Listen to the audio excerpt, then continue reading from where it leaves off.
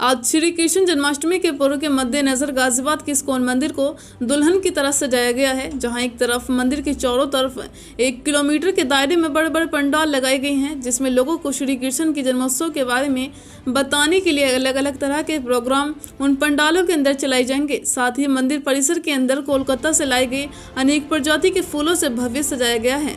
साथ ही श्री कृष्ण की पोशाक को भी कोलकाता से ही बनवाकर मंगाया गया है। जहां सुबह से ही इस्कॉन मंदिर के अंदर भक्तों का तांता लगा हुआ है, वहीं मंदिर के अंदर पूरी तैयारी पूर्ण करने के पश्चात जश्न शुरू हो चुका है। आज श्री कृष्ण जन्माष्टमी के मौके पर इस्कॉन मंदिर के अंदर लगभग 1 लाख भक्तों का दर्शन करने के लिए आने का अनुमान लगाया जा रहा है।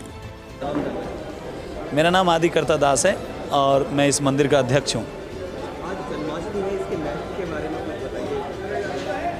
जन्माष्टमी आज से करीबन 5000 वर्ष पूर्व भगवान श्री कृष्ण साक्षात परम ब्रह्म, शास्त्रों में बताया गया है कि ईश्वर परम कृष्ण सच्चिदानंद विग्रह अनादिर आदिर गोविंद सर्व कारण कारणम। परम भगवान जो हैं वो कृष्ण हैं, ब्रह्मा जी अपनी प्रार्थना में बोलते हैं, और वही सब कारणों के कारण हैं। तो परम भगवान श्री कृष्ण आज से करीबन 5000 वर्ष पूर्व द्वापर युग में नंद बाबा के यहाँ पे प्रकट हुए थे, माता देवकी के पुत्र के रूप में या वसुदेव के पुत्र के रूप में, और नंद बाबा के पुत्र के रूप में प्रकट हुए थे। भगवान प्रकट क्यों होते हैं? भगवान प्रकट होते हैं, शास्त्र में बताया गया कि परित्राणाय साधुना विनाशाय दुष्कृताम धर्म संस्थापनार्थाय संभवामि युगे युगे। भगवान बताते हैं कि वो अपने भक्तों की रक्षा करने के लिए, दुष्टों को ख़त्म करने के लिए, उद्धार करने के लिए और धर्म की स्थापना करने के लिए भगवान प्रकट होते हैं, अवतरण लेते हैं यहाँ पे। तो आज ही की तिथि के दिन, रोहिणी नक्षत्र में अष्टमी तिथि के दिन, भगवान रात्रि में मध्याह्न बीच रात्रि के समय में भगवान कृष्ण प्रकट हुए थे, असुरों को उद्धार करने के लिए, धर्म की स्थापना करने के लिए, भक्तों की रक्षा करने के लिए।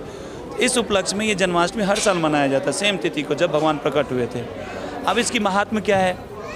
महात्म्य इसका यह है कि भगवान की लीलाओं का जब हम सेलिब्रेट करते हैं, उनके जन्म लीला या जो भी उनकी लीलाएँ, गोवर्धन लीला, बोट फेस्टिवल के रूप में और रथ यात्रा के रूप में, ये सब लीलाएं जब हम सेलिब्रेट करते हैं तो हम भगवान के साथ जो हमारा प्रेम का संबंध है वो स्थापित होता है इस लीला के सेलिब्रेशन के माध्यम से, और तो और भगवान की कृपा प्राप्त होती है। इसका ये महात्म्य है। कैसे करना चाहिए? करने के लिए बहुत सरल तरीका है। शास्त्रों में बताया गया कि आप ब्रह्म मुहूर्त में उठिए। ब्रह्म मुहूर्त में बताया गया कि सुबह के 3:30 बजे से लेकर के 5:30 बजे तक का जो टाइम होता है ब्रह्म मुहूर्त माना जाता है।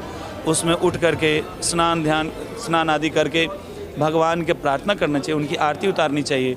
आरती उतार के फिर उनके नाम का हरे कृष्ण कृष्ण कृष्ण हरे हरे, हरे राम राम राम हरे हरे, इस महामंत्र का जप करना चाहिए। फिर भगवान के जो कथाएं हैं, लीलाएं, उसका श्रवण करना चाहिए।